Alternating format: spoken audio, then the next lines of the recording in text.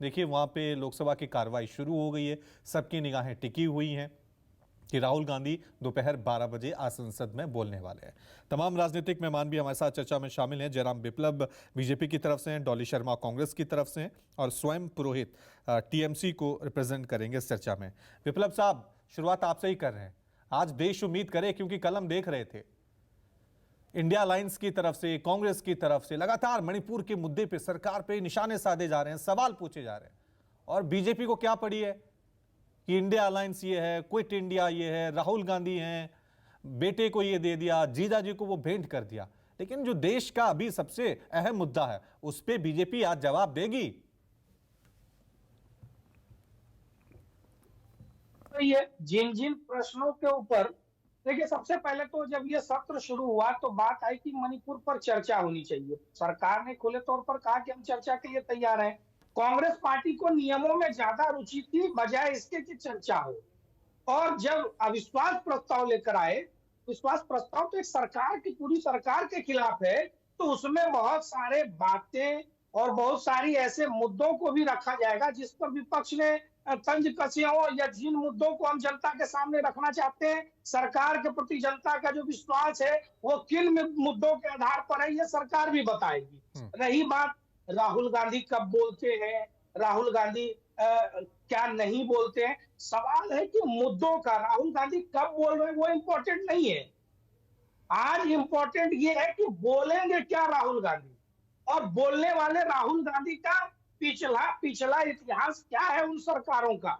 आज जब किसी समस्या की चर्चा होगी तो वर्तमान पर भी चर्चा होगी, उसके कारणों को समझने के लिए उसके इतिहास की भी चर्चा होगी, और इतिहास से ही शिक्षा लेते हुए उस पर आगे के भविष्य की रणनीति तैयार होनी चाहिए। आज संसद में सभी पार्टियों को मिल बैठ करके किसी भी समस्या के बारे में उसके मूल कारणों को जानने का प्रयास करना चाहिए था, उस पर चर्चा करनी चाहिए थी। लेकिन राजनीतिक स्कोर सेटल करना है। मणिपुर पर कौन से सवाल पूछे जा रहे हैं? केवल प्रधानमंत्री जी को टारगेट करना, वहां के मुख्यमंत्री इस्तीफा क्यों नहीं दे देते, उनको बर्खास्त क्यों नहीं कर दिया गया, वहां पर राष्ट्रपति शासन लागू क्यों नहीं कर दिया गया। एक तरफ ये कहेंगे कि केंद्र सरकार नाकाम है, गृह मंत्रालय फेल हो गया, दूसरी तरफ ये कहना राष्ट्रपति शासन लगाकर गृह मंत्रालय के हवाले उस राज्य को कर दीजिए। तो दोनों तरह की बातें केवल राजनीतिक स्कोर करने के लिए कांग्रेस पार्टी कर रही है, और उनके पूरे चरित्र को जनता के सामने लाने का काम हमारे एक एक सांसद, हमारे एक एक वक्ता करेंगे, और जनता ही तुलना करके तय करेगी कौन सही है कौन गलत है। हमको तो अपनी बात रखने का अधिकार है। हम अपनी बातों को लेकर, अपने कार्यों को लेकर, अपने प्रयासों को लेकर के जनता के बीच में जाएंगे। हम जनता को बताएंगे कि 10 वर्षों में ऐसा पहली बार हुआ, और राज्य में भी जब 5.5 साल की सरकार। ठीक है। डॉली शर्मा कांग्रेस की तरफ से बनी हुई है। डॉली जी रिस्पॉन्ड कीजिए, क्योंकि ये कह रहे हैं कि अविश्वास प्रस्ताव सिर्फ मणिपुर मुद्दे पे नहीं है, हम जवाब देंगे, दूसरे और भी मुद्दे हैं, हमें 2024 का एजेंडा सेट करना है।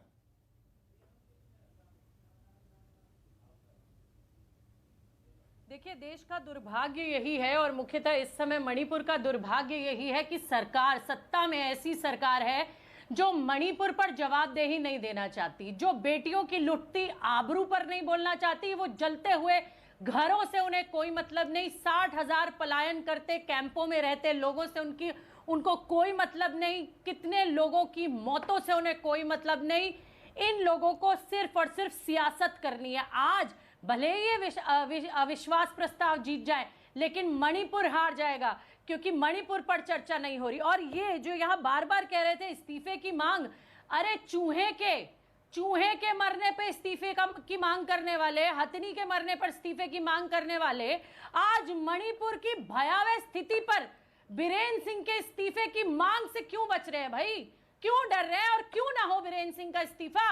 जब डबल इंजन की सरकार डबल तरीके से फेल हो चुकी है, तो इस्तीफे की मांग तो हम करेंगे।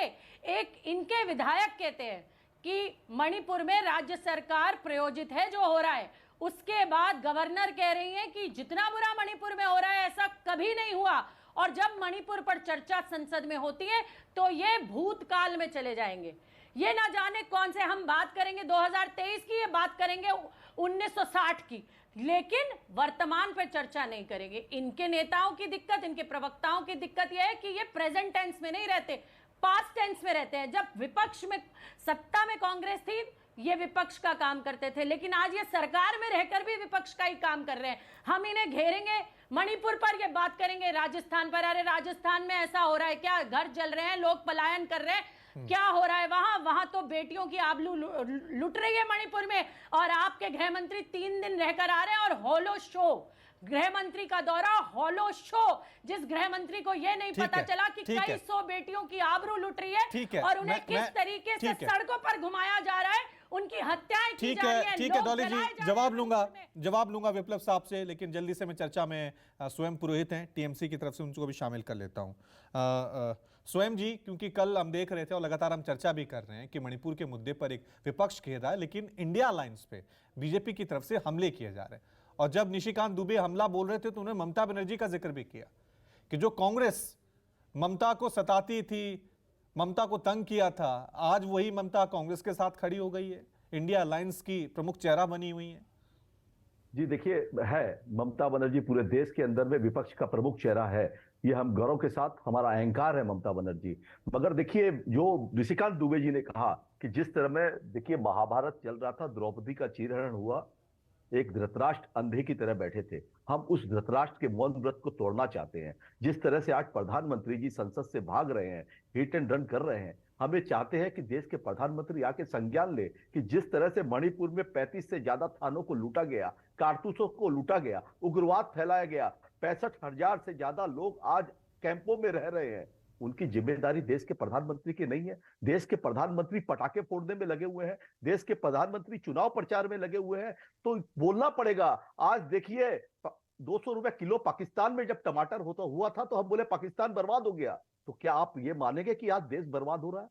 इस शासन काल में देश बर्बाद हो रहा है? ये टीवी चैनलों में दिखाया गया था कि पाकिस्तान में 200 रुपए किलो टमाटर हुए थे तो पाकिस्तान बर्बाद हो गया है। हम लोगों ने सब टीवी चैनलों में देखा, और आज देखिए महंगाई चरम सीमा पर पहुंच गई है। इसकी देन किसकी देन है?